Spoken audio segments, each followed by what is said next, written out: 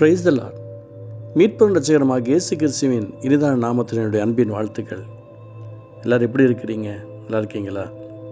1 தீமோத்தேயு புஸ்தகம் 6ஆம் அதிகாரம் 6வது வசனம். 1 Timothy chapter 6 verse 6. போதும் என்கிற மனதுடனே கூடிய தேவ பக்தியே மிகுந்த ஆதாயம். நம்ம ஒவ்வொரு நாளும் ஏதாவது ஒரு ஆதாயத்துக்காக ஏக்கத்தோடு இருக்கிறோம். பிஸ்னஸ் பண்ணுறவங்க நேற்று 5000 10,000 லாபத்தை பார்த்துருந்தா இன்றைக்கி அதோட கொஞ்சம் அதிகமாக பார்க்க நினைப்பாங்க.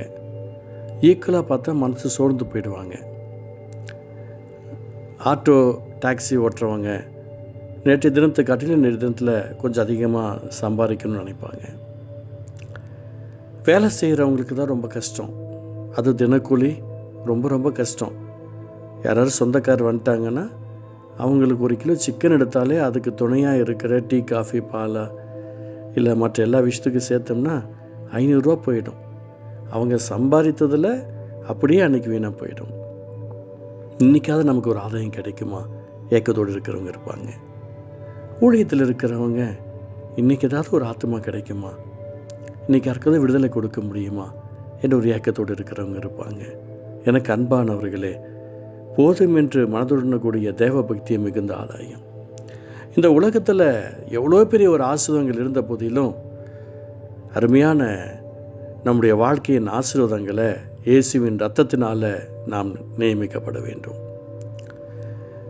எகிப்தில் இருந்த இஸ்ரவேல் ஜனங்கள் அந்த செங்கடலை விட்டு கிளம்பின பின்பு தான் அவர்களுடைய ஆசீர்வாதங்கள் ஆரம்பிக்கப்பட்டது, தொடர்ந்து வந்தது. அதே போல் இன்றைய தினத்தில் நாமும் இயேசுவின் ரத்தம், அந்த சிகப்பு ரத்தம், இயேசுவின் ரத்தம் நம்மேல வந்த பின்பு தான் நாமும் ஆஸ்வதிக்கப்பட்டு கொண்டிருக்கிறோம். இந்த தினத்தில் நிறைய பேர் ஆதாயம் வேண்டும் என்று ஏக்கத்தோடு ஓடிக்கிட்டு இருக்கிறோம். ஏதாவது நல்லது நடக்கணும், நன்மை உண்டாகணும் என்று சொல்லி ஒரு அருமையான ஒரு நபர்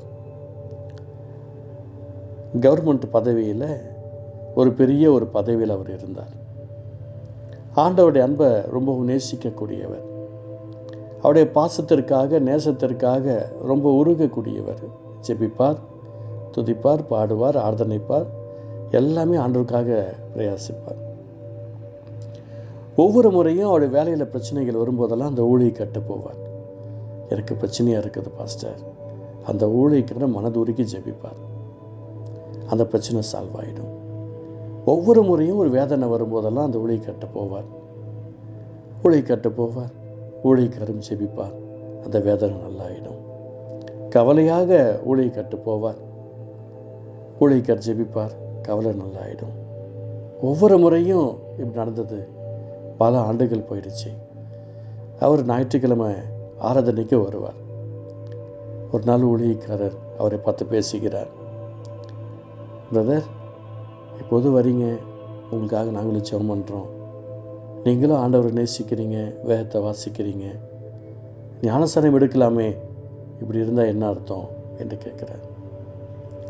இல்லை, ஞானஸ்நானம் எடுத்தால் எங்களை எல்லாரும் கீழ் ஜாதின்னு சொல்லுவாங்க, ஞானஸ்நானம் எடுத்தால் என்னுடைய வேலைக்கு பிரச்சனை ஆகிடும், என்னெல்லாம் ஒதுக்கிடுவாங்க, அதனால் நான் ஞானஸ்நானம் எடுத்துக்கல. என் மேலே ஆண்டவர் ரொம்ப பாசமாக இருக்கிறாரு, ரொம்ப நேசிக்கிறார், இதுவே எனக்கு போதும், வேறு ஒன்றுமே எனக்கு வேண்டாம். அவர் சொல்லிவிட்டு போயிட்டார். நான் ஞானஸ்நானம் விரும்பலை. கடைசியில் அவர் சரீரத்தில் மிகப்பெரிய வியாதி வந்தது, வேதனை வந்தது, மரண படுக்கையில் தள்ளப்பட்டார். குடும்பத்தார் கைவிட்டாங்க. அவருடைய நிலைமை அந்தோ பரிதாபம், இறந்தே போய்விட்டார். எனக்கு பிரியமானவர்களே, போதும் என்று மனதிற்கூடிய தேவ பக்தியை மிகுந்த ஆதாயம். ஒவ்வொரு முறையும் பிரச்சனை வந்தவுடனே ஏசப்பட்ட ஓடி வரீங்களா? வேதனை வந்தவுடனே ஏசப்பட்ட ஓடி வரீங்களா? மனம் மாறுங்க, அதை தான் கர்த்தர் விரும்புகிறார். மனம் மாறுதல் தானே அவர் எதிர்பார்க்கிறார். தம்மால் பலத்த அற்புதங்கள் செய்ய கண்ட பட்டணங்கள் மனம் திரும்பாமல் போனபடினால் அவர்களை அவர் கடிந்து கொள்ள தொடங்கினார். கோராசினே உனக்கு ஐயோ, பெத்சாயிதாவே உனக்கு ஐயோ என்று சொல்லுகிறாரே. மனம் திரும்புதல் தானே கர்த்தர் நம்மிடத்தில் எதிர்பார்க்கிறார். அவர் நமக்கு சம்பளம் கொடுக்குறார். 1000 ரூபா சம்பாதிக்கிறோம்னா அதில் 100 ரூபா கர்த்தருக்குன்னு கொடுக்குறோம். அது கொடுக்கறதுல அதில் ஒரு சந்தோஷமா? 900 ருபீஸ் மீதி நமக்கு சேவ் பண்ணிக்கிறாரு. எனக்கு பிரியமானவர்களே, உங்களுக்கு சொல்கிறேன், இயேசுவின் நாமத்தினால மனம் திரும்புங்கள். மனிதன் திரும்பி ஒரு பிரயோஜனம் இல்லை. உங்களுடைய சரீரம் மாத்திரம் ஆலயத்துக்கு வந்து என்ன பிரயோஜனம்? உங்கள் தேகம் ஆலயத்துக்கு வந்து என்ன பிரயோஜனம்? மனசு திரும்ப வேண்டுமே. போதும் என்று மனதுடனே கூடிய தேவபக்தியை மிகுந்த ஆதாயம். அப்போ நீங்கள் எனக்கு போதும் ஆண்டவரே, உங்கள் அன்பு எனக்கு போதும் ஆண்டவரேன்னு சொல்லி அவரை கெட்டியாக பிடிச்சிக்கோங்க. அவர் உங்களுக்கு நன்மை செய்வார். ஆண்டவர் உங்களுக்கு அருள் புரிவார். நீங்க போதும் ஏசப்பா, உங்க சமூகம் எனக்கப்பா.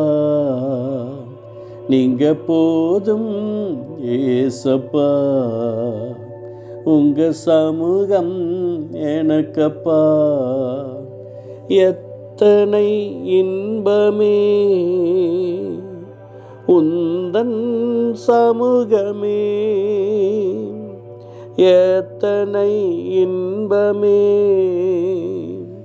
உந்தன் சமூகமே. உள்ளமும் உடலுமே அது உமக்காய் ஏங்குதே. என் உள்ளமும் உடலுமே அது உமக்காய் ஏங்குதே. நீங்க போதும் ஏசப்பா, உங்க சமூகம் எனக்கப்பா. ஆமாண்டவரே, நீங்கள் எங்களுக்கு போதும்பா. இந்த வார்த்தை கேட்டுக்கொண்டிருக்கிற ஒவ்வொருத்தருக்கும் போதும் என்கிற மனதுடனே கூடிய தேவபக்தியே மிகுந்த ஆதாயம் என்ற வார்த்தையின் பிரகாரமாக நாங்கள் ஆஸ்வதிக்கப்பட நீர் எங்களுக்கு உதவி செய்து ஸ்தோத்திரம். நீங்கள் எங்களுக்கு போதும். இயேசு நல்ல பிதாவே. ஆமென், ஆமென்.